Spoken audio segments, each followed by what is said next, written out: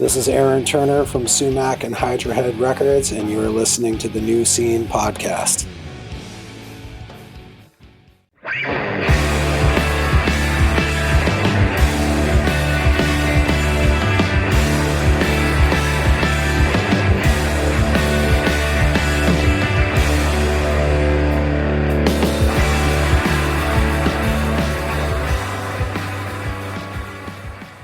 Hello, everybody, and welcome to the New Scene. I am your host, Keith, and we're back with another brand new episode. And today's episode is not an April Fool's joke. We have the real King Buzzo, Buzz Osbourne of Melvins.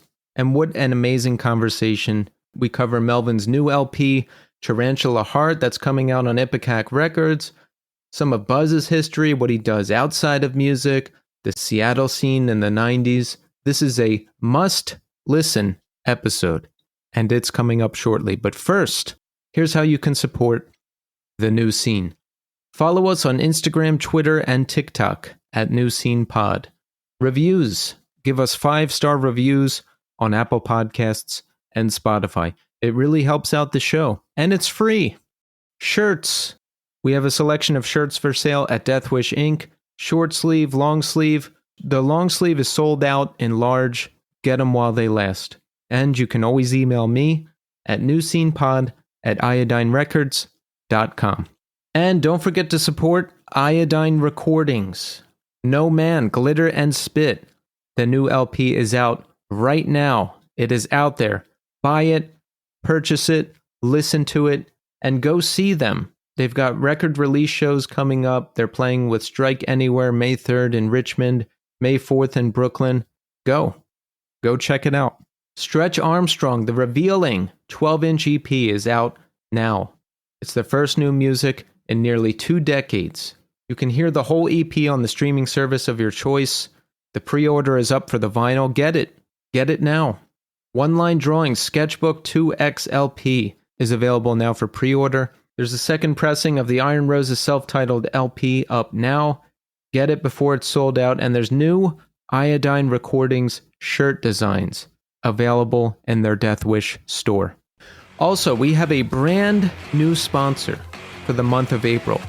And that sponsor is the one, the only, the legendary Revelation Records. What started as a small label founded by Ray Cappo and Jordan Cooper has grown to be one of the most foundational and influential labels in our scene.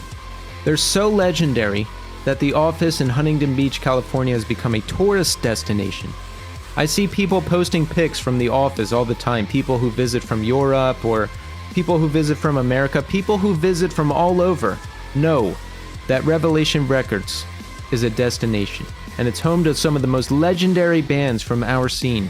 Judge, Gorilla Biscuits, Inside Out, Texas Is the Reason, Youth of Today, Bold, Chain of Strength. I could go on for another 30 minutes or so just listing bands on the label. But the label is not just a monument to the past. They continue to deliver some of the best modern hardcore releases. We've got Drain, California Cursed. We've got Peanut Black, Famine. We've got Be Well, Hello Sun, and they also just released the new LP from Spaced. It's called This Is All We Ever Get, and it just came out. So here's what I want you to do. Head over to revhq.com. Get the new Spaced record, and while you're there, pick up some releases and merch from all of your favorite bands. They've got shirts, they've got hoodies, they've got it all. Follow Revelation Records on Instagram at Revelation Records, and then follow RevHQ on Instagram at RevHQ. And make sure you sign up for the newsletter. You'll get all of the latest label information, and there's always something good to read in that newsletter. Okay, so listen, check back in with me after the interview with Buzz. We'll check in, I'll read some new reviews, I'll tell you what's going on with me. I also saw Zulu live for the first time a couple weeks ago. That was amazing. I just caught the Powerhouse triple headlining tour of One Step Closer, Anxious, and Koyo. I'll tell you about that. We'll talk about everything, but right now, we are going to speak to Buzz Osborne of Melvins. Enjoy. All right. We are here now with Buzz Osborne. Buzz, welcome to the show. Thank you for having me. It's nice to be anywhere. Yes, Buzz, it's great to have you here. I mean, you have quite a history. The Melvins have certainly carved out a place for themselves in the world of music. You've got Tarantula Heart coming out April 19th on Epicac. And look, we're going to talk about all of that and a lot more. But first, I want to ask you, how are you doing today? I'm a little stressed out, but that's only because of my failure to be able to completely master the world of the internet. How technology savvy are you? Do you do like home recording and use software and all that stuff? No, I don't do much of that. I've done a little, but what I tend to do is even back in the old days when I used a cassette 4-track, I would do demos, but they weren't, massively elaborate. I learned pretty early on that I didn't want to spend a lot of time wasting it on demos, because then you tend to kind of fall in love with the way the demo sounds, and it ruins when you take it and try to expand it with a band. Right. And I find for myself, at least in the band I'm in now, I need to be in the room with the guys, chopping it up and trying things out and seeing what works. What about you? Sometimes that's the way it is. I mean, I think I've written and recorded more than 500 songs. Yeah. I don't have one way that, this is how I have to do it. But I've done it, every way you can possibly imagine. But, what I'm definitely not is married to my own ideas. It's like I always want the musicians, if possible, it doesn't always happen, to come up with something I hadn't thought of that's better. Yeah, they get inspired by what I'm doing, and then they turn it into something even better. I like that. I think that's the secret to longevity, to not have an ego all the time and be able to remain teachable and learn from your bandmates and have them help you make it better, right? You'd like to think that would be the ultimate. I mean, if you trust the guys you play with, then they will have ideas and things that will make it better. Hopefully. If you don't, and you treat yourself as some kind of maestro that knows everything, and then I think you just get more of a half-assed product. Yeah, exactly. Like I think about Prince, right? Super prolific, but I can't imagine Prince sitting down with his band and like asking them for ideas. Yeah. I mean, I don't know much about Prince, but so many people have, just praised him, and I just honestly I don't hear it. Yeah. It just sounds like crappy sounding dance music to me. Yeah. And there's like great guitar player. It's like, well, maybe technically he's a good guitar player, but to me, I guess, it's like, technical ability doesn't have much to do with making music. It can sometimes, but a lot of times it just ruins it to me. A lot of it, I'm not really interested in a lot of normal style of playing. I mean, if by good you mean, super mediocre shit that you've heard a million times by other people, then okay. No, I don't have it. I just don't have it. And then the one they always point out is they go, he did the solo in While My Guitar Gently Weeps. It was unbelievable. And I listened to it and I was like, it's just, that's the same thing kids are learning in every guitar center in America. Not exactly fucking Jimi Hendrix, Right. Not breaking. Right.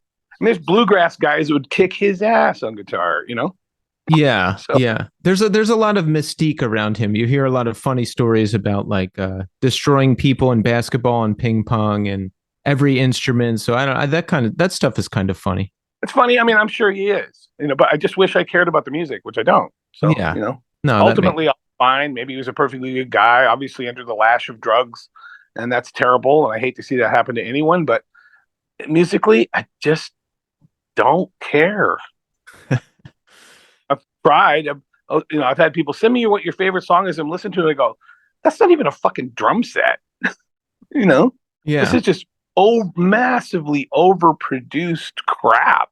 I mean, It's like, yeah, it's not it doesn't seem like it's your thing. I mean, you early on you got into Alice Cooper, Stooges. The Who is your favorite band, right? The Who is my favorite band, but the one among many. But the Who, I would say, without question, they're the best live band from the 60s, I would say. Yeah. I don't know who in even close, maybe Hendrix on a good day, but the Who, that's the kind of band you do not want to have open for you. You're asking for it, you know? Yeah, exactly. Weren't they the first band to in that scene to go crazy like that and smash instruments? I guess besides Jimi Hendrix and the fire guitar thing, but the Who were kind of started that, right? The Who were before that, yeah. Townsend was an art student, and so he learned a bunch of that stuff. I can't remember the guy's name. This guy that was burning pianos. Can't think of his name, but Townsend was very inspired by that. And then what I think is cool about that is they didn't take it, they didn't make it too precious. Obviously, Townsend's not a guitar polisher, you know? Yeah. So it's just like, this is just part of what I do. It's just an instrument. It's a tool for what I do, you know? Right. And I saw some interview with him. They go, well, would you break a Stradivarius? He goes, no, but some guitar off the assembly line at Gibson, no problem. That's the way. Out of it, you know. In order to be as weird as they were then by doing that, I don't know what you would have to do now. You know, you'd have to just be normal, I think. Maybe, but I mean, it's just like there was nothing like, no one had ever seen anything like that ever before, and like. The drummers out there that don't like Keith Moon, I think they're out of their minds. And me and them are speaking a completely different language. And for anybody who doesn't understand the absolute and total genius that I think has barely been explored, that is John Entwistle, they really have a lot to learn, you know? Because that guy was like no one else. Just go on, you can go on YouTube and listen to his soloed bass parts, and they're just on live stuff. It's just, it's like you listen to that, you go, I didn't even know that's what he was doing. You know, right. So much to it. The way he puts his bass into the songs is exactly what I'm talking about when I say I want the other players to insert their genius into what I'm doing. I know Townsend didn't write that shit for him note for note. There's no way. You know, right? He gave freedom to do his job, because he trusted him, and he's writing songs for Keith Moon and John Entwistle to play. That is just, it's fucking amazing. And in a lot of ways, I feel the same way. It's like I'm writing songs for Dale and Stephen Stephen McDonald to play. The songwriter's dream come true. You know? Yeah. For your new record, Tarantula Heart, you took a bit of a different approach, right? Yes. Yeah. Talk about that, because this is interesting to me. Well, I'm not sure exactly how many albums, and it depends on how you know, which ones you classify as albums. I've heard people go, well, that's not really an album. It's like, oh, really? Well, that's not what I think, you know? So I think it's more than 30 albums if I count it the way that I would. But so at this point, I've done a lot of studio recording. I've been in a lot of studios. I've done records a wide variety of ways. And when I came up with this idea, the way we did Tarantula Heart, I was very much into, well, still am and have been for, you know, decades, better part of 4 decades, the Electric Miles Davis stuff, especially On the Corner and Bitches Brew and stuff like that. And the way that they recorded that stuff. Now, I'm sure I only am going by what you read either in interviews or on the internet, so I don't know how much of it is exactly true, but I certainly have all those box sets, and there is a massive amount of material that they sifted through and then turned into those albums. And so with that in mind, well, for people that don't know, a lot of that stuff was jamming, you know, they would jam, and then he would find stuff that sounded really good and then probably put overdubs on it. And so I was like, I want to do that. So we had Roy from Ministry, Roy Mayorga from Ministry. We had just done a tour with Ministry in 2022, and they, we got to be friends with Roy, and he would come out on stage with us and play a couple songs every night before he had to play with Ministry. And so we got to know him, and I was like, I'd like to do some stuff with him. We'd done double drummer stuff in the past with Cody Willis. Yep. And so looking forward to doing something like that again. And so we go, yeah, let's do some recording. So a couple months after the tour was done, we have our own studio in LA, and we had him come in, bring his drums over, whatever drums he want. We go, Dale's got a pretty conventional kit, so if you wanted to do something crazier, that's fine, whatever you'd like. And he shows up, sets up his drums, and then we did 2 days with no rehearsals, and I would have a kind of a basic idea riff, and we would do like 20-minute jams of like over the 2 days, I would say probably 10 different things, you know. Mm-hmm. Then that was it. And then I took all those recordings, and me and Steven played along. So we had guitar and, scratch guitar and scratch bass with these basic riffs, and then the drums. And then I took those recordings, and I didn't edit anything together. I didn't go, I'm going to chop this and make this, chop that. I didn't do any of that. What I did was I went through them all and found like sections. Oh, this like 6-minute section, or this 4-minute section, or this 9-minute section, this would really work. And then I took those drums and wrote new parts along with what was existing there. So the hard part was me spending hours and hours and hours and hours with these recordings by myself, figuring out what to do with it. And then I had Steven come in. Some of the stuff that he played I used, and some of it he came in on a couple days and re-recorded some of his bass stuff, or in any area where I'd completely rewritten the riff, he would play a new bass riff along with it. And then for that, I think he might have spent 1 day on that. And then I brought in, once I had all that done, and I brought in my buddy Gary Chester from the band We Are the Asteroid, and he was also in this band a long time ago called Ed Hall, that we were on the same label as in Boner Records in the late 80s and early 90s. And I always loved his guitar playing, and I always wanted to do something with him. I think he is one of these guys out there that's really good, but he's unheralded. I think it's a shame, because he's a super great musician with an odd way of looking at music, and I love it. So me and him, I brought him out to LA from Austin, Texas, and we did 2 days of recording, and me and him did a bunch of back and forth soloing and all kinds of crazy stuff on all these parts on the record. So the songs were done, and then me and him added. I'm going to leave this section for me and Gary to do stuff, and I'm going to leave this long section for me and Gary to do stuff. And that's what we did. So he wasn't involved in any of the writing, but he laid down a bunch of guitar stuff on there. And then we took those. Toshi Kasai, who pretty much co-produced this with me, we sat down and did all the vocals, had the guys come in and do vocals, and then I wasn't quite done with a bunch of the stuff I wanted to do guitar-wise. So we had these songs, and then in the meantime, we were doing a bunch of touring. So it probably took me another 8 months to finish it. Mm-hmm.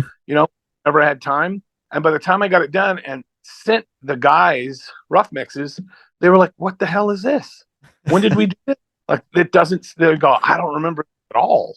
I remember, and Steven's like, "I don't remember recording any of this stuff," So that was kind of cool, because they got completely surprised by what the end result was. And I'd never, ever done a recording like that. And there's not 1 minute of rehearsal, not 1 minute. And the thing about it is, had I not told you that, you never would have noticed. You know what I mean? Yeah. I'm telling people that because it's such an odd way to do it. I want them to hear how we did it, Yeah, it struck me when I read that, because I've never heard of doing it that way, because usually you're jamming and you record it, and I've never heard of taking out the guitar parts and then writing new guitar parts on top of the drums. That's really interesting. So what you get, because let's say I hadn't done that. Let's say we treated these as demos. Yeah. Then when the drummers came in to record those songs, to re-record those drums, they would have played it different. You wouldn't get the same recording, because now they're playing along with what you've written. Exactly. As opposed to me playing along with what they're playing. They're not going to do it the same way. If you listen to it, there's odd fills and odd ways that they play that people aren't going to immediately pick up on, but I hear it, and I know it gives it, whether people understand it or not, it gives it a quality you cannot get by rehearsing. You can't. There's no way to do that. Right. And so I am of the belief now, after 40 years in the business, more than 40 years in the business, that it is completely possible in a rehearsal space to flog the life out of songs. Yeah, that's true. Yeah, because you rehearse it and you rehearse it and you want over it and perfect. over and over. Yeah, and the type of music you write, it makes sense that you would want something that's not polished necessarily or perfect, but unique and maybe weird, and I've done it. I've over arranged and over rehearsed and over produced lots of stuff. Yeah, and it's not my favorite way to do it. I think it's a mistake, personally, for me. But I probably have a lot more eclectic taste than most people, Yeah. in the world. Like, we're trying to do, heavy metal version of Captain Beefheart with some Throbbing Gristle thrown in there, and maybe some Gang of Four mixed with a little bit of Led Zeppelin. I mean, that's not normal, No, no, that's a pretty with a healthy dose of Electric Miles Davis. Yeah, I don't. You're probably the only person in the world who's going to put together that list of bands, right? And then I could throw in 100 other ones. The Flipper, the Birthday Party, the Sex Pistols. Patsy Cline. They're just on and on and on. I hear all of it. To me, music is either good or bad. There's not enough good stuff out there for me to be that picky. Yeah. If I like one song by a band, I'll buy the record. I want it. Because I always think, well, if they wrote one, maybe they'll write another. It doesn't always happen, but I can always enjoy that song. Right. So you grew up in Montesano, Washington? Montesano, Washington. I was born in a tiny mountain town near Mount Rainier called Morton, Washington. In the 6th grade, I moved to Montesano. My dad's job moved to Montesano, which is and the mountain town Morton had about 900 people. So that's where I was born, very, very, very remote. And then moved to Montesano, which had doubled. So it was about 2,000 people. And it was near the town of Aberdeen, which had about, 8 or 10,000. I'm not sure exactly. How far was it from there? Aberdeen was 10 miles away. Okay. That was the nearest big city. And so I grew up in very rural Washington State. And music for me was I had no friends, no friends to speak of when I was growing up, especially after I moved to Monty.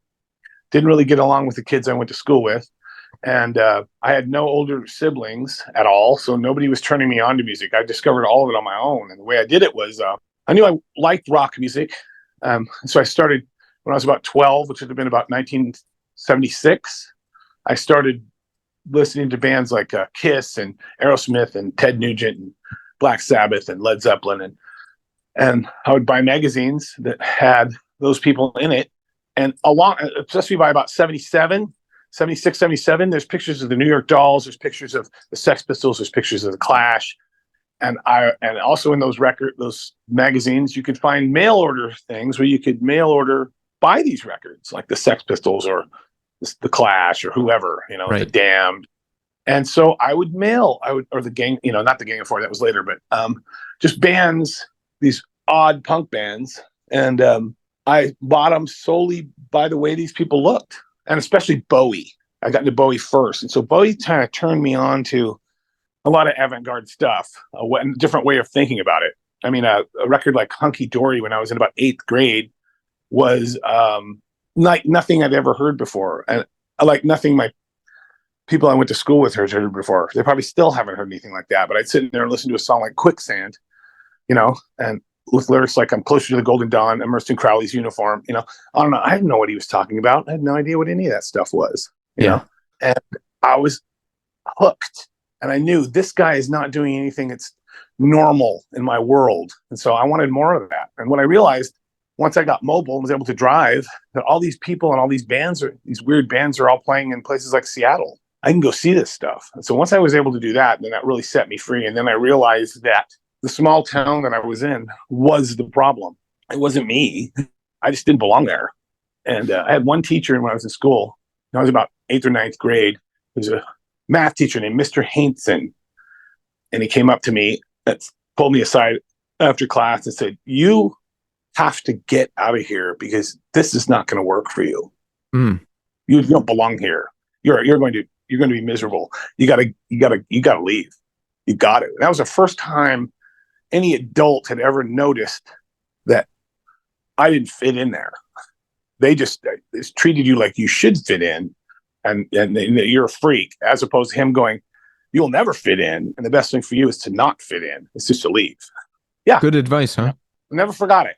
But he was just, he's an odd guy that was perceptive, surrounded by hideous mediocrity. What were gigs like when you started going to shows in Seattle and around there? Like, what kind of bands? I mean, what were you into? Oh, man. I would go see Van Halen and Black Flag in the same week, Really? Stuff like that, yeah. Because when I grew up, I wasn't around punk rock people. So music was either good or bad. So I didn't see any reason why I should stop listening to Led Zeppelin. Nobody told me I had to. While I was listening to the Damned or the Sex Pistols, and from the Sex Pistols, I found the Stooges and MC5 and just on and on. No one told me I couldn't. That's hippie music. I'm into punk rock. That never happened to me. So to me, it was either good or bad. I liked Van Halen, I liked Black Flag, and I thought I could see really good stuff in both of them. Saw no reason why I should limit myself to one or the other. I still run into that stuff now, especially with like black metal bands. It's like, you guys have more rules than anybody else. Oh yeah. Relax. It's just music. It's not ultimately important. It's something people do after they're done working. And what your job is to provide them with something they don't get in their normal life to make their life better. That's it. That's the sole purpose of musicians and artists. That's it. Make people's lives better. Yeah, there's a lot of rules with certain types of black metal, especially. And when I got into hardcore in the late 90s, there was a lot of rules there. And I dropped everything. I dropped mostly everything else I was listening to. And I wish I wouldn't have done that, because I didn't realize at 16 years old, you don't have to do that. You can just like whatever you want. But yeah, you strike me as somebody who just says, no, this is what I like, and that's it. Yeah, by the time I got into going to punk rock shows and stuff like that, I just never occurred to me that I shouldn't be listening to, Sabbath and Led Zeppelin. And that actually helped me, because by about 1984, when we started the band, started playing with some original Melvins guys in about 83. Mm-hmm. And by about 84, we were playing, I started playing guitar about 2 years before the band started, maybe. And by 84, 85, I was like seeing this hole in music that was like, I think it came to me because I wasn't hating bands like Led Zeppelin or Sabbath and linking it all into punk rock as well. I could see what was good about it in the Who and all these bands. I could plug all that in, and I felt like there was a giant hole in music where something was this massive riff thing with kind of a punk rock feel to it, a weirded out version of Sabbath to some degree. But I got the same kind of feeling from Flipper too. So it was like, I felt like there was a hole in music that I could put something into that hadn't ever been done before, that hadn't ever been quite perceived that way, and so that's what I did. And so by 86, we did our first album. It was full of all that kind of stuff. It's not necessarily 4/4. It's not necessarily fast. And it's our own animal. And we were all alone for a long time. And then we knew the guys that ended up being in Nirvana, and they were smart. I introduced all those guys to weird music and punk rock and all that kind of stuff. And they could see what we were doing. And then the Soundgarden guys could see what we were doing.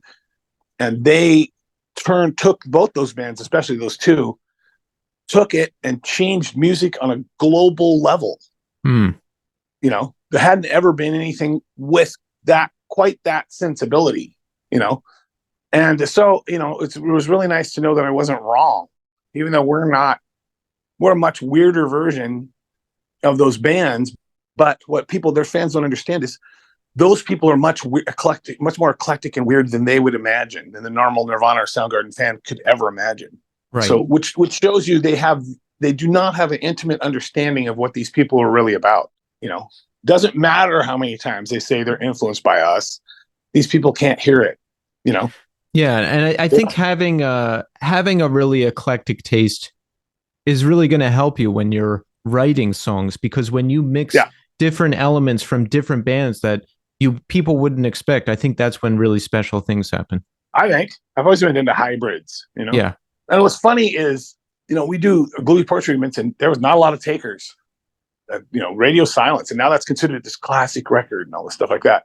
And went on to do more of our stuff, and I get the same kind of attitude from people with our new stuff that I got for that stuff.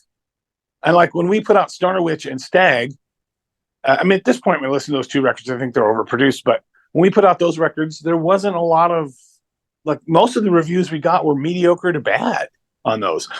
Now, those are considered classic albums. It's like, there's no rhyme or reason to it. So it's like, what I can't do is sit there and worry about that and go, well, I know what's going to work. Nobody knows what's going to work. Right. What I have to do is honor what I'm doing by understanding that I like it. And if I truly like it and I'm not pandering, there will be other people out there that will like it. Might not be millions, but it will be enough. Stay true to your initial ideas and you'll be okay. Exactly. And music is so cyclical. Like, who knows? There's an album that nobody gets, and then 10 years later, it's this gigantic classic when the next generation discovers it. You never know what's going to happen. You never know. And so I just cannot worry about that. Right. I was right before. I'm going to continue to be right. Right. You know, I trusted my instincts and went out on a massive limb with no takers because I just felt it was right. The next thing you know, that idea is spread across the entire globe. So it's like, you know, for me, it's like, well, I knew it. I knew it would work, you know, on some level. I wasn't the guy that was going to push it to 100 million record sales, but people that were heavily influenced by me and who would never be able to do it without it did, you know. Was there ever a time where you thought maybe you wanted to try something else? Because those first couple Melvins records, I can't think of anything else that sounded exactly like that, especially at the time. No, nothing. Yeah, no, there was nothing. No, I never wanted to try anything else because I was all I ever wanted to be was a musician. That was it.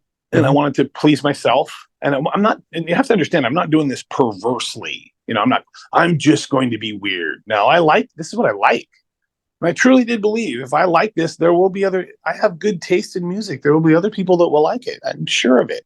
You know, and so I just stuck to that. And so I was just working crappy jobs and I moved to San Francisco about 86, 87 roughly. And then playing in the band down there. And then by 1988, after we put out the Osborne record, me and Dale were able to make a living playing music just off of our, you know, not a lot of money, but I haven't had a job since. So I was making a living already prior to the giant grunge explosion playing music, which a lot of people don't get.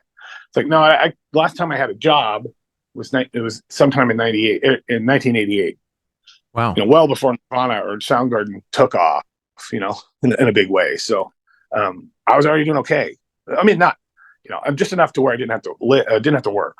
Yeah. You know, because Dale and I we're from very, very, very low middle class, you know, and nobody was writing us checks or underwriting anything we were doing.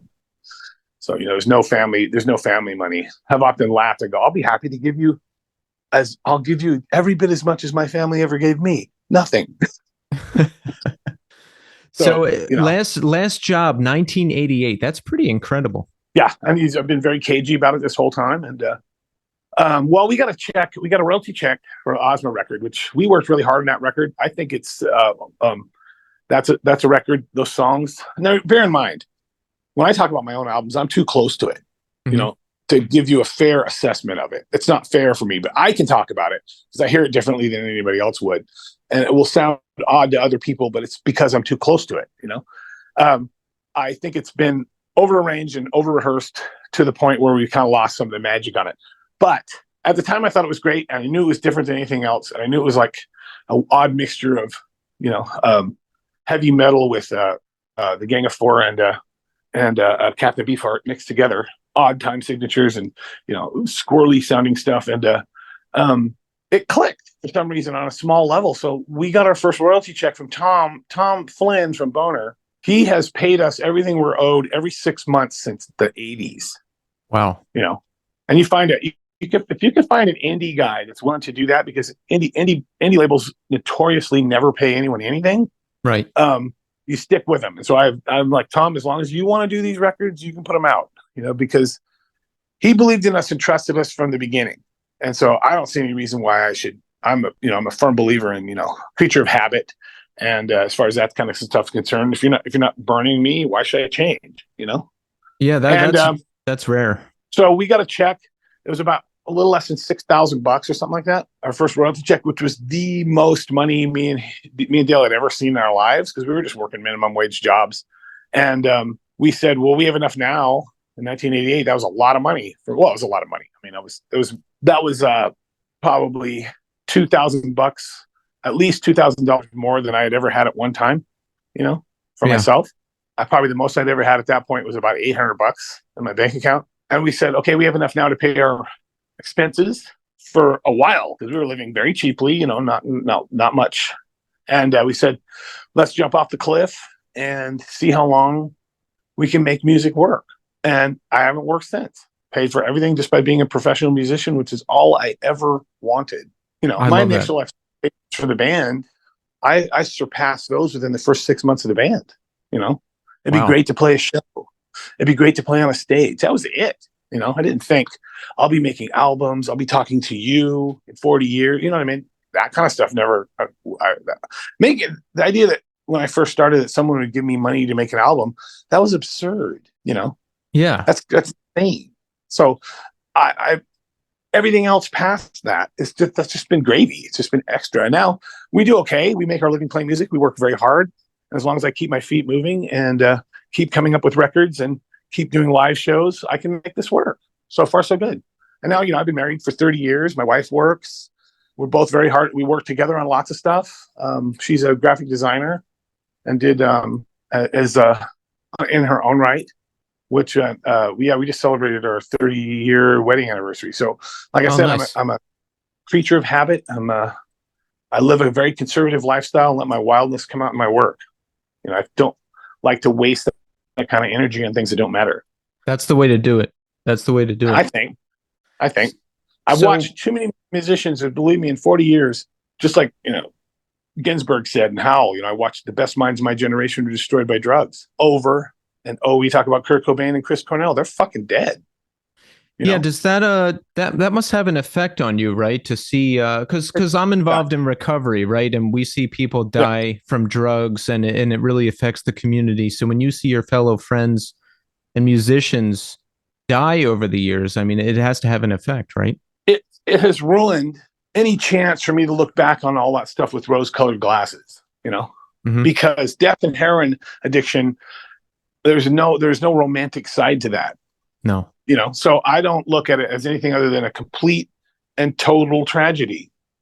And then there's another side to it that some people may think is silly, but since these people were my friends, if I had never made this music, maybe they would still be alive. That's difficult to deal with too. Some people think that's silly. It's like, well, so you've walked a mile in my shoes, bitch. You can kiss my ass. I can think whatever I fucking want. Feelings are an odd thing. They're not a given. And you really can't trust exactly how you're going to react to stuff until you're right in the middle of it. And it's what you do as a result of that separates the adults from the Lord of the Flies, Yeah. That's an interesting angle, which only you would know. So that's very interesting to hear. Yeah. Yeah, because what happens if you're in recovery, you understand. Life itself overwhelms people, and it can be the simplest stuff. And the fact that they then take that tiny thing, like the way William Burroughs used to say, breaking a shoelace can cause me to want to get loaded. Right. Yeah. Because you have never got past the Lord of the Flies mentality. You're not an adult. You're a child. You're acting like a child. You want to fill this void that you have in your life with something from outside it. And it takes all of the responsibility out of your hands. And for some reason, you feel more relaxed, even if you're under the lash of alcohol and drugs, and it makes absolutely no logical sense. Yeah. People understand that. People don't understand that. It's a waste of time. I can tell you all from experience. Take it from me, and Buzz can tell you too. Yeah, I mean, I don't do anything, so I haven't done anything for a long time. I know me. If I drink 2 beers, I'll drink 20. I'm not gonna. I just don't do it. I haven't done it in 3 decades, so I just don't. And you watch people around you die. A lot of times, the fear of death doesn't really stop people from doing anything. But no, what might scare me more is the fear of not dying and where your life ends up. Oh, right. Yeah. Yeah.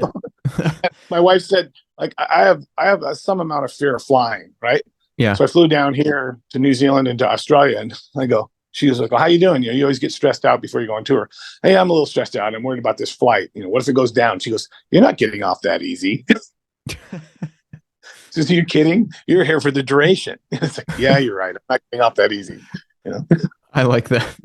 So, Melvins. She's a wise woman. She's a very wise woman. She's been nothing but an asset to me. And my greatest single accomplishment in my life has nothing to do with music. It has to do with my personal relationship with her.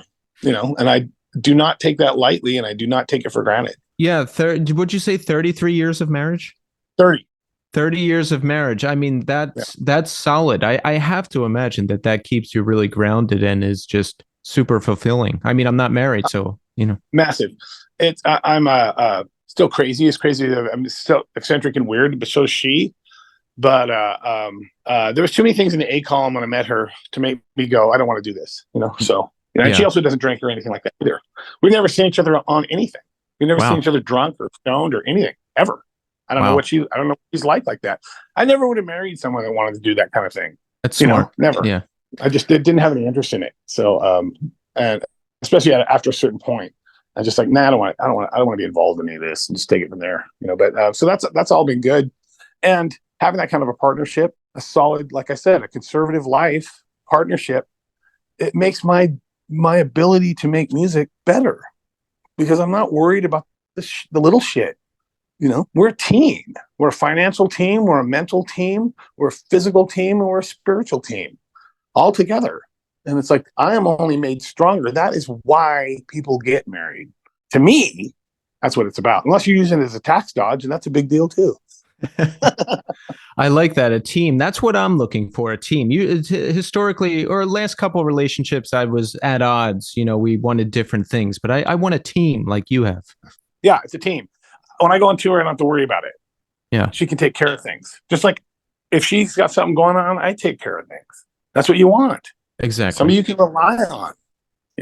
It's not always perfect, but we're two eccentric weirdos living together. Of course, there's going to be some problems, but there's no divorceable offenses. That's good. Made my life easier. It's made my ability to make music better, and the stability of my life along those lines. I can then not worry about and channel the rest of that psychotic energy into something else. Right. So, Melvins ended up on Atlantic Records for a while. I didn't know Kurt Cobain was producing Houdini, and you ended up firing him. Is that true? That is 100% true. He was on drugs, but that didn't bother me. Yeah. But the drug thing didn't bother me. I've dealt with people on drugs all the time. I deal with people on drugs all the time. I mean, the fact that he was using drugs, I feel that people they're on their own trip with that kind of thing, and it's like, and just because he's on drugs doesn't mean he can't have some good ideas, or doesn't mean that I hate him. I don't hate him at all. I have all the compassion and understanding in the world for a guy like that, but it gets to a point where they're not showing up, and you have to let them go. I walked into Danny Goldberg, who's the head of A&R at Atlantic at that point, and ran their management company. I walked in there and told him, I'm gonna have to let this go because he's not showing up and it's not working. I've given it every chance in the world. And he said, okay, I'll look into it and I'll see. They come back a week later or something. Yeah, you're right. We should do this. Now, later, he writes a book and says, which I cannot fucking fathom this. It's one of the grossest, stupidest things I've ever seen anybody do. Says that the reason Cobain didn't want to do the project anymore is because we were wanting him to write songs for us. And that's what he does now. Why that motherfucker could come up with something that stupid just to make me look bad, I don't have any idea what the fuck he's talking about or where that comes from. Yeah. But you have to be pretty fucked up to make up something like that. That is fucked up. And I don't understand what his angle is or why he did that, but it is a fucking lie. That is a lie. It's like I stood in your office, and told you this, and you just choose to, and not only do you choose to not remember it, you make up something that's absolutely fucking horrendous. Fuck you. Maybe he's just trying to protect the situation, or who knows, misremembered it, but yeah. Well, thanks a lot. Well, it'd be one thing to not remember that it happened. It's another thing to make up a story about me wanting Cobain to write songs for me. I don't need anybody to write fucking songs for me. No, you strike me as a guy who just does what you want to do. Did Atlantic ever say hey, you need to do this or you need to do that, and you just told them no? No, they never said a word. Yeah, they said we had a contract, and it was made sure that it was worded that way, that gave us 100% artistic control. Yeah. And they could not even know where we were recording. Nothing. And we turned in the records, mastered, with the cover arts finished, and then they had the option to not put it out. If they listened to it and said, we don't want to put this out, but they couldn't not pay us for the record. And we got a modest amount of money for that. And I thought we would do our first album, Houdini, and then they would say, oh, it didn't sell millions of records, bye. And so we kind of looked at it like, this is probably the only opportunity we're ever going to get to do this. So let's just do it. We're fine. We'll just move on to the career, and have this one record on Atlantic, which we were super excited about because Led Zeppelin, the Stones, Aretha Franklin. It's like, fuck yeah, that's right where we belong. Right. And I don't want to go on some hip indie label. Fuck you guys. Where you needed you, I want to go to the biggest record label in the world, or one of them. And so we put out that record. It sold 120,000 copies or something. And they said, we want to do another one. Nobody was more floored than me, So I was like, okay. So we did the next one. And what they could do was say, we don't want to put it out, give us some money. And then they only had a few months that they could sit on us. And then we were free of the contract, So when the Houdini record came out, they had about 2 months to pick up the option for the next record. Picked it up within a week after that album came out or something like that. And so we're like, all right, we got right to work on it. Had that thing out within a year. And then they picked up the option for the next record. I couldn't believe it. I was just fucking stunned. Okay. So then we made Stag. And then by then I knew everybody at the company at that point who had been there when we got signed to Atlantic were gone. There was nobody there who had originally been there when we got signed. So I go, the writing is on the wall. We're going to get dropped. There's no question of that. So I said, what we'll do is we'll record a new album without them knowing about it. We won't take an advance. This record called Honky is what it ended up being. And then when they drop us, we will immediately put that record out and start touring. Because the last thing I want to have happen, which I watched this happen with lots of bands, is they think this is their big major label shot. And when it doesn't work, they flounder. They don't know what to do because they've counted on themselves being big rock stars. Well, I counted on it not working. I just figured it's not going to work. I'm already doing okay. So we made this record, Honky. And then if by some wild miracle, had it ready to go with MREP, some wild miracle, they picked up the option for the next one, we would just wait a few months and turn in that record. That was our plan, And so, right. And so I called up the A&R guy who couldn't have given a fuck less about us at that point, the guy, because the original guy had been fired. I told him, he's not returning my calls. So I call him and I go, I want to be dropped off the label immediately, please. He calls me back. What? He calls me back. Oh, what's going on? Because they're used to people kissing their ass and all that kind of stuff. And I was just like, no, I want out. Just let me out. Oh, yeah. Okay. Yeah. I think it's going to happen anyway. So within a week or two, we were off the label and we put out that album, I think 4 weeks after we got dropped, Yeah. And we hit the road for the next 18 months, haven't stopped. That's smart. I can't tell you how many bands I've had on the show where they sign to a major, they have an A&R rep who's helping them. That person leaves, another person who comes in who doesn't give a shit. And then the whole thing falls apart. Band breaks up, band goes on hiatus. But you didn't care and you had an album ready to go. That's smart. We had it ready to go before we ever got dropped. Yeah. Because I knew it. I'm just like, well, I'm not letting these fucking guys tell me what I can or can't do. This is fucking bullshit. I am a musician. This is what I do. It doesn't matter what fucking label I'm on. These guys, the people you're talking about, they want to be big stars. That's what their motivation is. My motivation is just simply that I want to be a musician. You know who else I heard say that? Iggy Pop. It was the fact that I've made a lot of money doesn't factor into the fact that all I ever wanted to be was a musician. Right. That's it. He already won a long time ago. I already won a long time ago. I've made my living as a professional musician since 1988. That is an absolute triumph any way you look at it. And I am absolutely and totally grateful for that. And that's another thing like my marriage that I do not take for granted, at all. The fact that I've been blessed by being able to, let's say I never make another dime playing music starting now. Fuck, man, I've done really well as far as I'm concerned from where I came and considering how weird what we're doing is. Oh yeah. We put out a lot of albums and we do a lot of live shows because that's the deal I made. You know who else who said that? Bob Dylan. They go, why are you still touring at your age? He goes, because in order to be famous, that's the deal I made. I love that. Like, when he went down to the crossroads and signed the contract, that's the deal that he made. Like, I understand what you mean, Bob. This is what I do. Right. Yeah. People that don't see it that way. I've had people go to me, don't you get tired? And what they're talking about is the fact that we haven't sold millions and millions of albums. Don't you get tired of the same old thing? All this stuff like that. And I go, when I was the most tired? When I was working a minimum wage job, manual labor. That was tiring. This is nothing compared to that. So sorry, but you're fucking crazy. You're suggesting that I should give this up? Why? Yeah, if it's what you love and you're making a living, why? Like, yeah, I think that's something. I think that's a common misconception with music and other arts. Is like, not everybody wants to be famous. Not everybody wants to get to some astronomical level. Like, if you're doing it and you love it and you're living comfortably and can make a living, there's nothing wrong with it. That's great. That's rare. I mean, I have nothing against money. I honestly think millions and millions of people should buy our records. They just don't. So that's a reality that I can live with. That's okay. Yeah. I don't mind that. It's not the end of the world. No, I would love to make $100 million doing what I'm doing. That'd be great, but sure, it's not going to happen.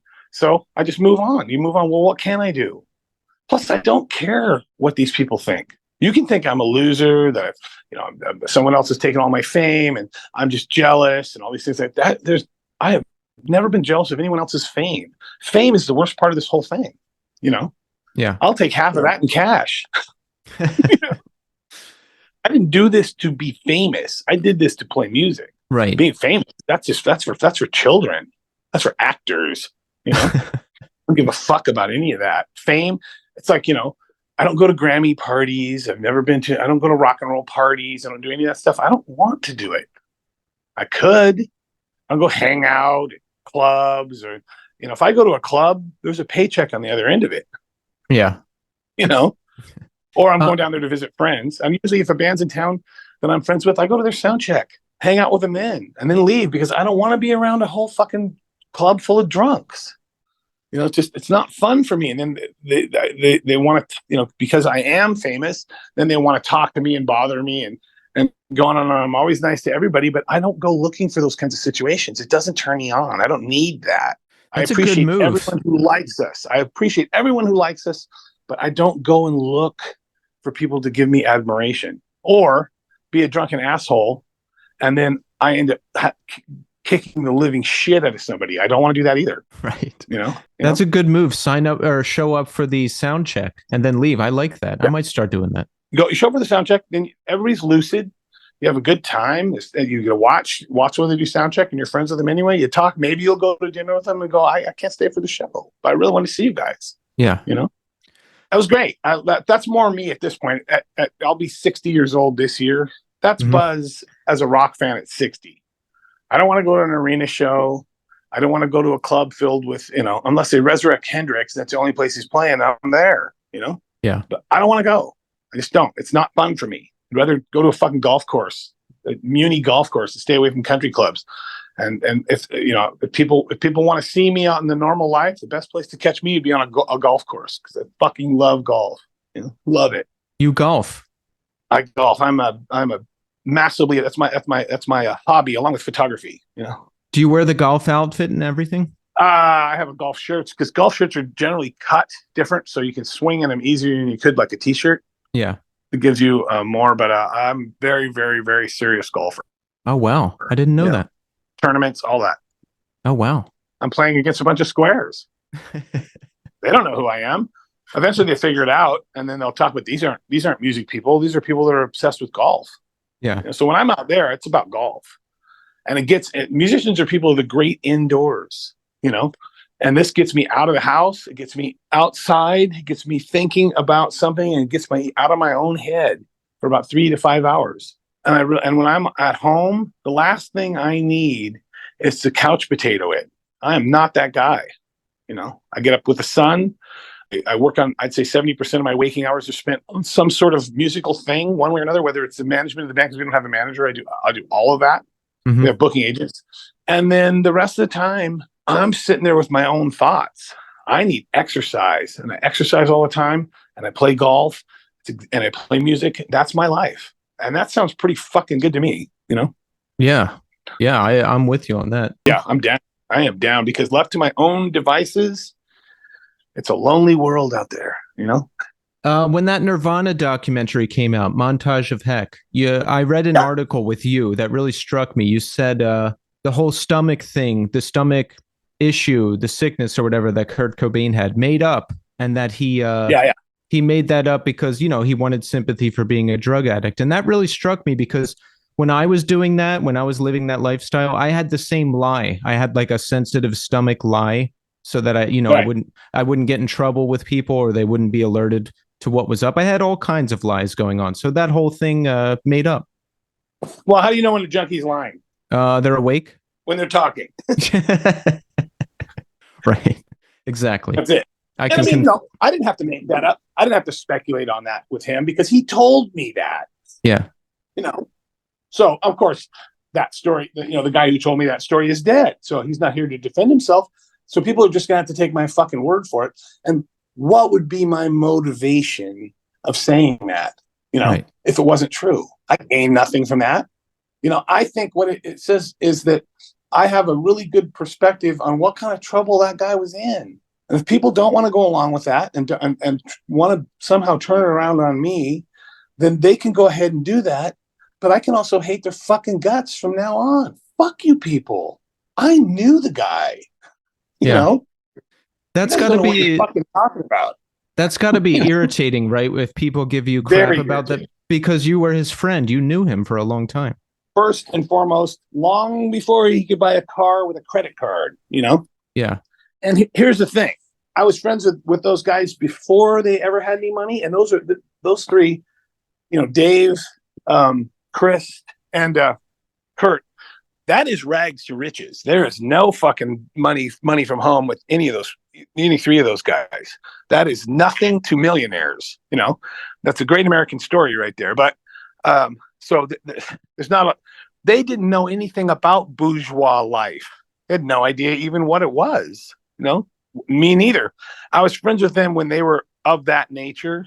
And I would have remained friends with them if they'd never become famous. Because I'm still friends with people like that. My two closest friends are two guys that I went to high school with, neither one of which was in my class, which is the original Melvins drummer, Mike, and then my other buddy, Dan Raymond. He's 2 years older than me, and Dillard's 1 year younger. So I'm not friends with anybody in my class. But I still talk to those guys for more than 40 years, multiple times a week, you know? Yeah. So I was friends with Cobain. I was friends with Chris. And then later I was friends with Dave. And if they never became famous, I would still be friends with them. I don't have any problem with that.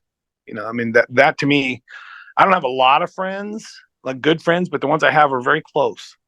And so there's no reason for me to believe that would have changed with those guys. I liked them before. And then this happened. And then I would rather have Cobain not famous and alive, you know? Yeah. What do the media and random people get wrong about Kurt? You were his friend. You knew him for a long time. How would you characterize him? He was really fucking funny, and he had a very dark, non-PC sense of humor. But we were all smart enough to realize that these are called jokes, and it's not real. And I don't think he would have been into this cancel culture shit. You know. And then by the time he was strung out on heroin, and then having Courtney doing who knows what behind the scenes, he pretended like he was all PC and all that kind of stuff, but he's not. That doesn't mean that he was a racist or any of those kinds of things, or, you know, sexist. No, humor is humor.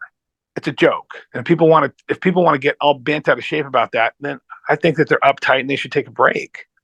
So people don't understand that he was much more eclectic and much weirder as far as and much smarter than people would give him credit for, I would say. And he was really fucking funny, and he had a dark sense of humor, and he was a good artist. Even in high school, he would draw all kinds of things that would be considered, none of which I'll go into, but cancel culture. How about that? Stuff that would get him canceled now, you know? Yeah. But, you know, not any different than anything Lenny Bruce did. difference now, I think, is that Lenny Bruce was fighting against the man, the government. The government has changed, but people have become worse than what Lenny Bruce was dealing with. Now, so they went backwards, and the government couldn't give a fuck what you say now. They've progressed, and the general public has become the modern day version of the church lady. It seems in a lot of cases, people are looking for something to be mad about, or looking to be like, "Oh, I got you. You did that." So, but I don't think it's necessarily helpful. I think it's ridiculous, and I think it's not helpful at all. And they've cried wolf so much, no one takes it seriously. It'll be outrageous for about a week, and then no one cares. Right? You know, I mean, it's like that thing with Phil Anselmo, where he was like, Sieg Heiling and white power. Now. That was a few years ago. People freaked out. Now he's doing a massive Pantera tour that no one cares about that happened. Nobody. He was drunk. Whether he means it or not, I don't know. But in the end, all that crying wolf now no one cares.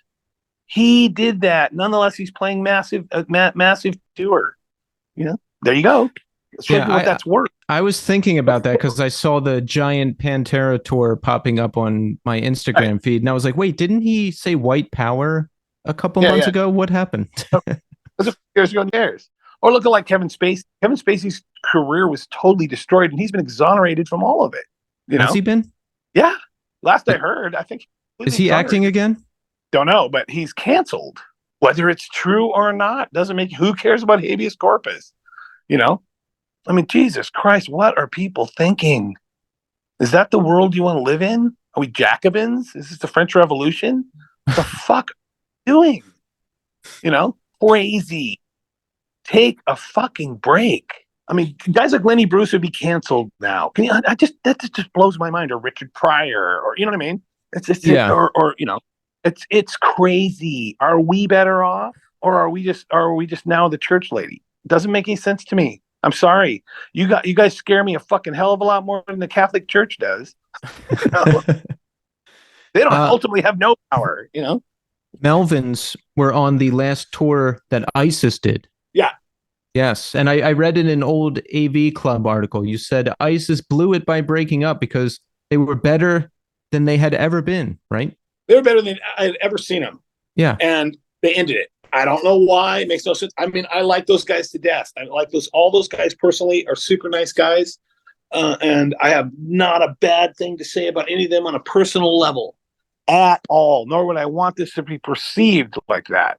Right. I'm a fan first, and I like those guys individually a great deal and have nothing bad to say about them. But I think it was a mistake for them to quit.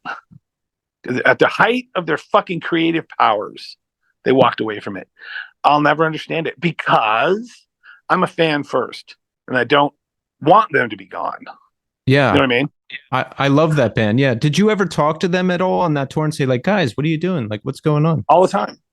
Every day. Did they tell you what was going on, or like?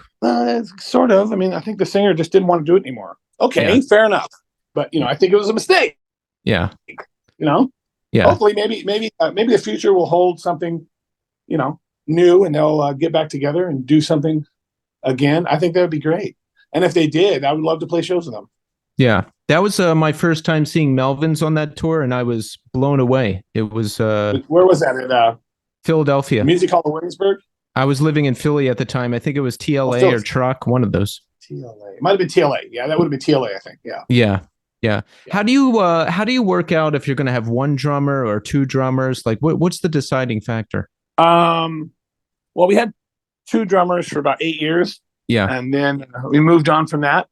But when the big business guys joined us, I was like, they came in at a time when we were very discouraged fellows because we had lost our another bass player to extracurricular activities. And then I told them up front, you guys keep your own band going, and we do whatever we want. And so then me and Dale were like, whatever me and you do together is Melvins, whatever it is. Doesn't matter who's in the band, whether it's Trevor or two drummers or whatever it is. That solves our problem.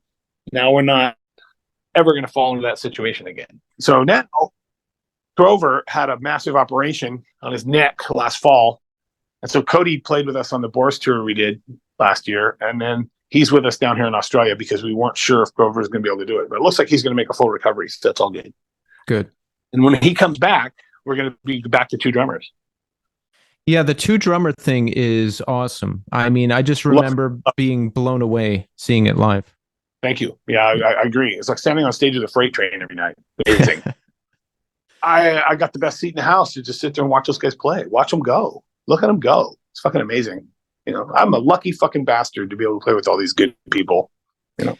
Yeah, like you know, on tour with ISIS, Nirvana inspired by you, Boris inspired by you, another incredible band. It's got to be good just throughout your career to reach people and to hear that you're influencing people and to get to tour with these great bands over the years, right? Yeah, it's good sometimes. And other times a band will come up to me that I don't particularly like and say they're a big influence on me. And I always say thank you, but what I want to say is don't blame me.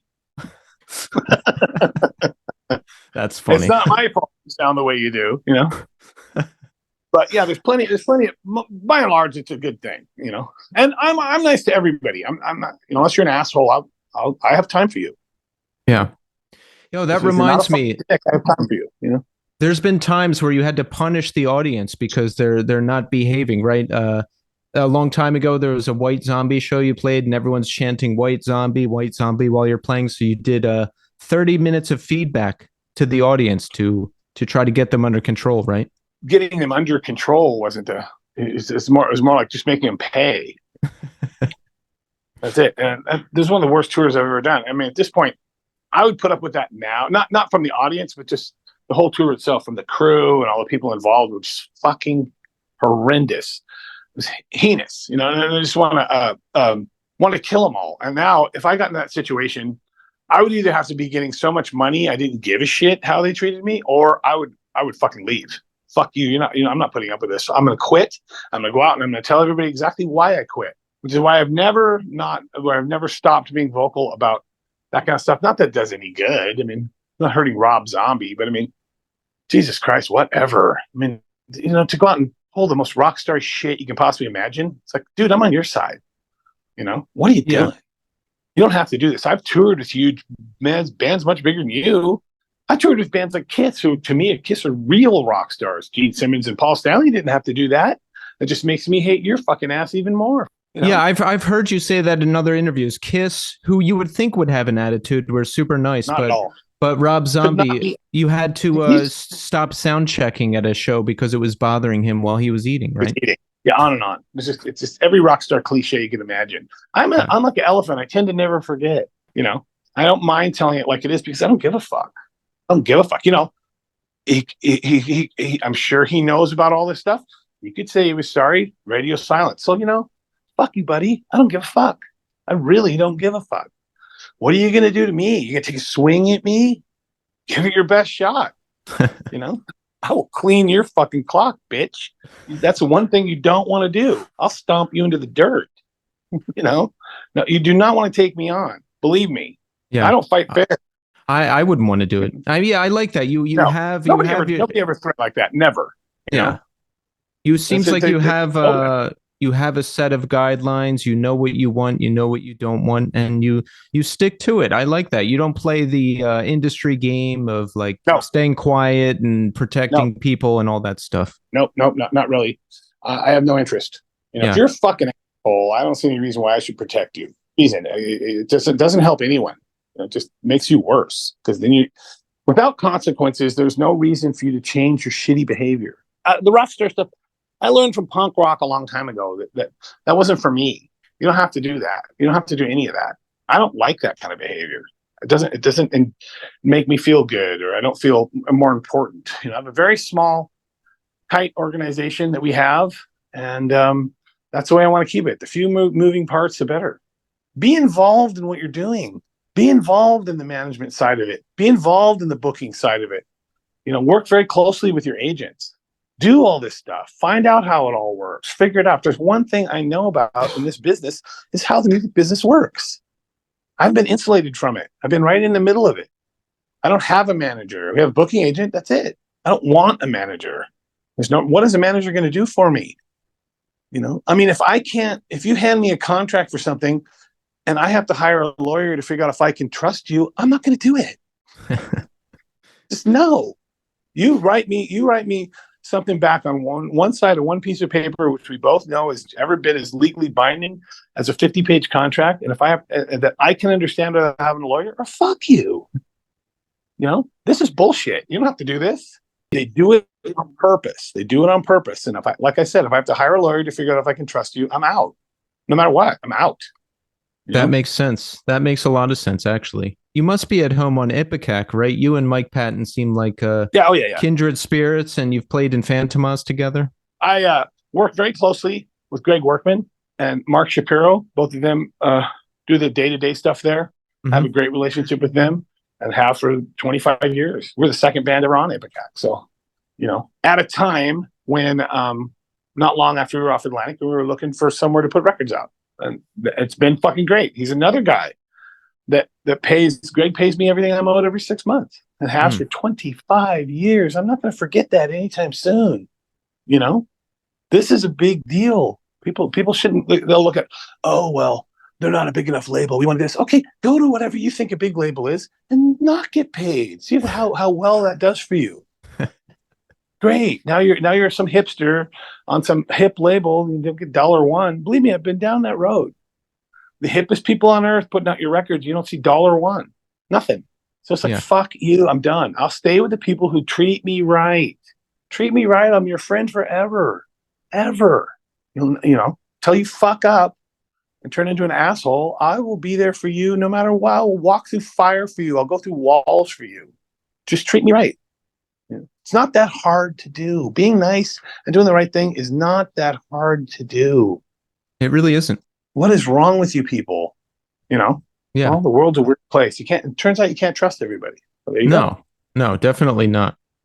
Yeah. Well, all right, man. Anything else? Yeah, let's recap for the people real quick. We've got Tarantula Heart coming out April 19th on Epicac. We want to pick that up. We want to support you, right? We want that. We also have my first solo acoustic album, This Machine Kills Artists, and the second one, Gift of Sacrifice, are coming out as a double album with an extra flexi thrown in. That's coming out as well. And then Trevor Dunn, who plays with me on, who is a bass player in Phantomas, and he's in Mr. Bungle, who we're on tour with down here in Australia right now. He's going on tour with me, starting the U.S. acoustic and upright bass tour with vocals. That starts August 1st in California. We do 45 shows in the U.S., just us two. And then we do 20 more in Europe, and ending Halloween night in London. And so that's coming out as a double album in time for that record as well. So I got, 65 shows coming up on acoustic with Trevor, Trevor is the best thing I got out of Phantomas was my relationship with him. I've done a ton of work with that guy. He's super talented, very even keeled, and gets it. So we got that coming out, and then the Tarantula Heart album comes out in April, and then we take it from there. Awesome. That's pretty much my year, you know? Yeah. So everybody, make sure you support Buzz. Go see the bands. Please. Let's pick up the record. Come on. What are we doing? Exactly. Yeah. You could you could point your money in a much worse place than us. Seriously. And Buzz, I want to thank you for coming on the show. I've been listening to you a long time. I love everything you do, and I really appreciate it. So thank you. I appreciate your interest, and thank you for your support.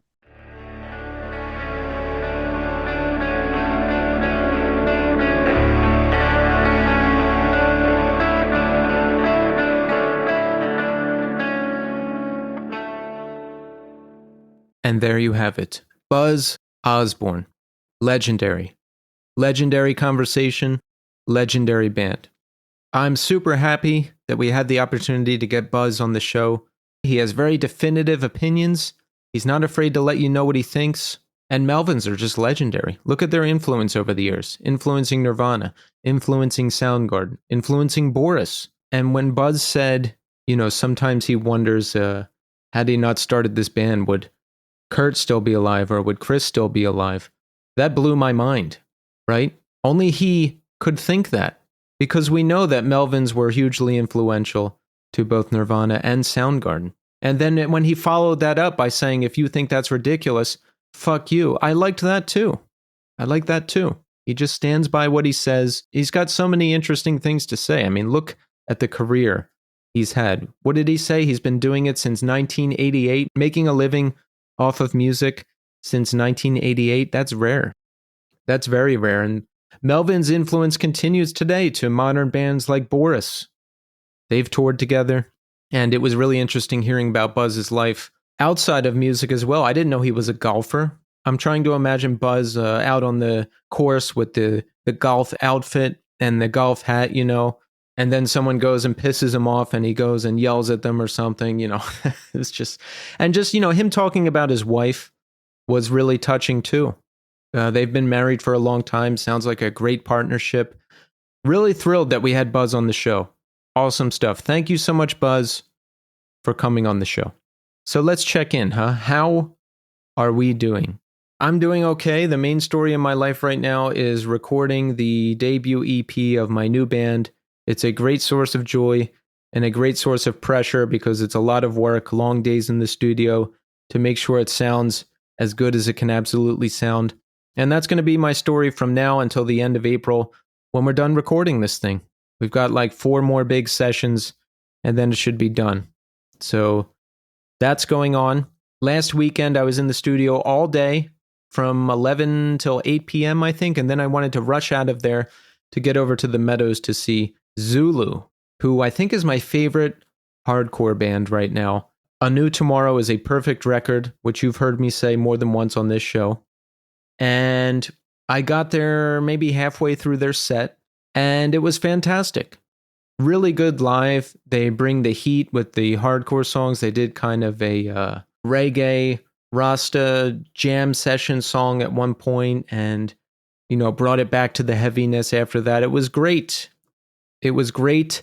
And I look forward to seeing them again at some point and hopefully catching the entire set. But what I saw, I loved. Looking forward to seeing them again. And then last night, I saw the triple headliner gig. One Step Closer, Anxious, Koyo. What a lineup. Those are like the 3 bands right now. So all of them on one show. When I saw that announced, I bought a ticket right away. And I went to the gig last night, and Hangman from Long Island opened the gig. They're a hardcore band, and it was good. I liked them. But what I didn't like was people crowd killing during the set. There was a gigantic horseshoe in the crowd while they were playing, right? And the singer would be like, bring it in, move up. And no one would move up because then as soon as they started playing, the singer would be like, okay, everybody go crazy. And it was like 6 guys in the pit who were windmilling people and spin kicking people. And you know what? I don't know. Maybe it depends on my mood that day or that week or whatever. But right now, today, I'm not into it. It was 5 or 6 guys opening up this gigantic pit and hitting people. And I didn't like it.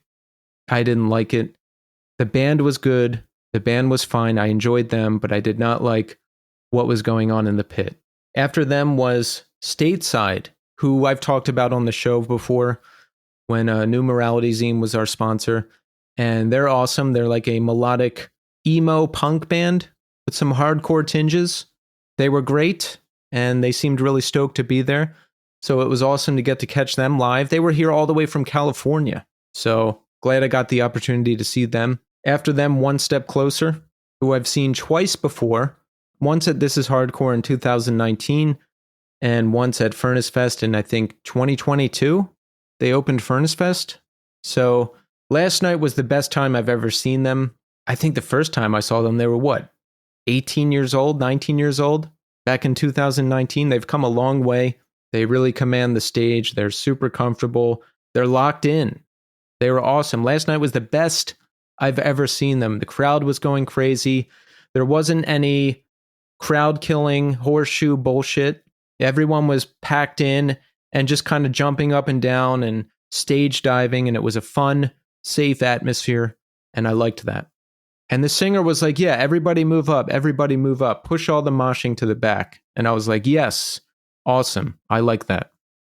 After One Step Closer, Anxious, who I was anxious to see because I had never seen them before. And Little Greenhouse is one of the best records ever. And they were great. They delivered high energy set. Again, people going off, people stage diving, people having a good time, no crowd killing. I like that. And then at the end, they played Growing Up song and everybody got up on stage. The entire stage was filled with people singing along, and that brought a big smile to my face. Great band. Can't wait to see them again. And Koyo headlined. And I've seen Koyo once at Furnace Fest 21, I think. And they just tore the house down. They're a powerhouse right now. Vinny Caruana came on and did his guest vocals for the song from their full length. That was a surprise. Wasn't expecting that. Again, people just super into it. Stage diving, having fun, moshing, but not violent moshing, not crowd killing moshing. So that was good. But I witnessed some things last night. But during Koyo and some of the other bands too, I could see things happening that I didn't like. You know, people would try to grab the mic out of the singer's hand to sing along, or, you know, the crowd killing stuff. So with that in mind, I would like to introduce the New Scene's gig rules. These are my rules for behaving appropriately at a show. And here we go. Number 1, do not stand directly in front of my face at a gig. It happened again a couple times last night. You know, I'm standing there, there's a lot of space around me, and a guy will stand directly in front of me. Now, the guy in front of me will have a good 10 to 20 feet of space in front of him. Plenty of room to walk around, to stand comfortably. But the guy will, for some reason, stand 1 centimeter from my face. And it happened last night. At one point, a guy with a knit cap on, he had plenty of room in front of him, but for some reason, I guess I'm so attractive, such a magnetic personality, that this person needed to stand 1 centimeter from my face. So have some spatial awareness. Do not stand directly in front of my face at a gig. That's rule number 1. Rule number 2, don't crowd kill.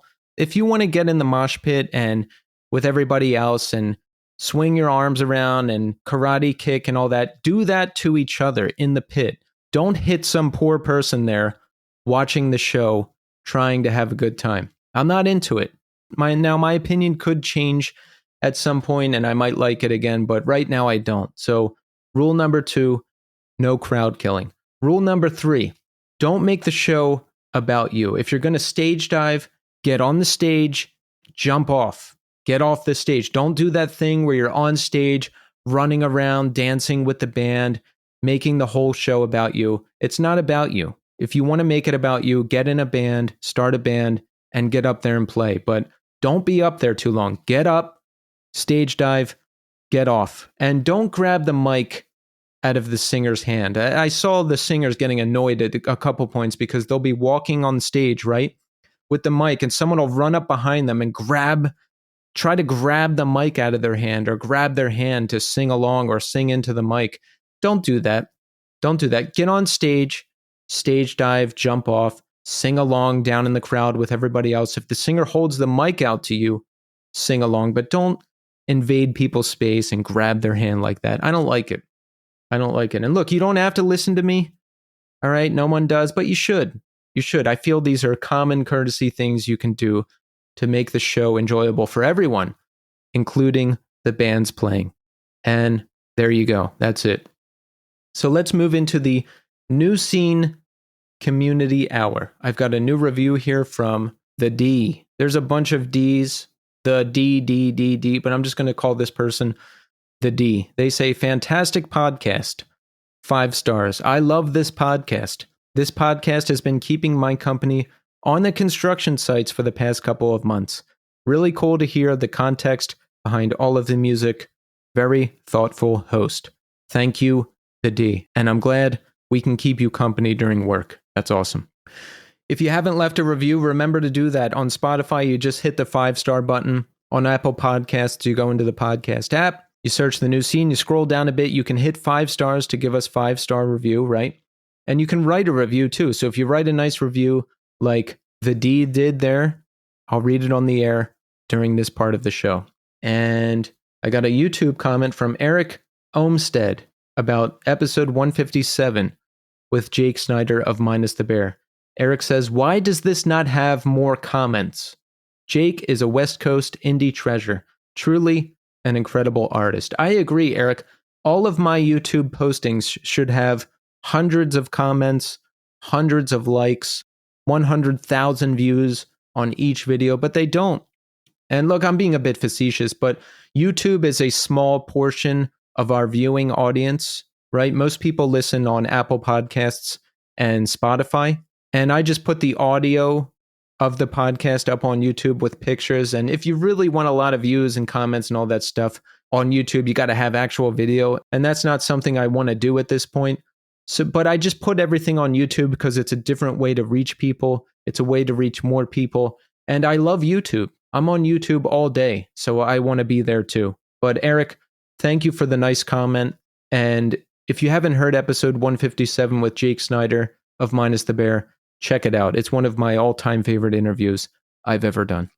And I got this Spotify feedback message about episode 216 with Aaron Stauffer of Seaweed and Ghostwork from Michelle Hill. Michelle says, I can't stop giggling about this one quote. When Aaron is asked if he'd ever play a show again, he says, no, it's a young man's game. Yeah, I respect Aaron for sticking to that. You know, he knows what he likes, he knows what he doesn't like, and he's sticking to it. I would like to see Seaweed. I never have. I would like to see Ghostwork. I never have, because they've never played a show. But listen, this is what Aaron has chosen to do, and we must respect it. I also want to give a special shout out to some of the new people we have on board at Iodine Recordings who have been helping out with the podcast. Special thank you to Madison Aricciello and Stephen Halam. They've been helping out with art for the new scene. The wonderful graphics that you see posted every week are made by them. And you know, it used to be just me and Casey up at 11 p.m. on a Sunday night, deciding on pictures, putting everything together, getting it ready for the next day. But now that we have Madison and Steven on board, helping out with art for the new scene and a bunch of different stuff they're doing for Iodine Recordings as well, everything is getting done much sooner, much earlier. And I got to tell you, it makes a big difference in my quality of life to get everything earlier, get it done earlier, get it scheduled to be posted earlier, rather than doing it really late on Sunday night. So thank you very much, Madison and Steven. And a special shout out to Lauren Julia as well, also helping out with Iodine stuff and new scene stuff. Lauren's been updating my website and putting the descriptions and the pictures and linking to the episode audio up there. So thank you, Lauren. And Jesse Moss, who is working for Iodine Recordings and assisting Casey with any number of different tasks. Thank you as well. It's great to be part of such an awesome team. It gives me purpose every single day, and I'm very happy to be here. And finally, I want to give a special shout out to my brother, Kyle, who turns 39 years old today. Happy birthday, Kyle, and I'll see you next weekend.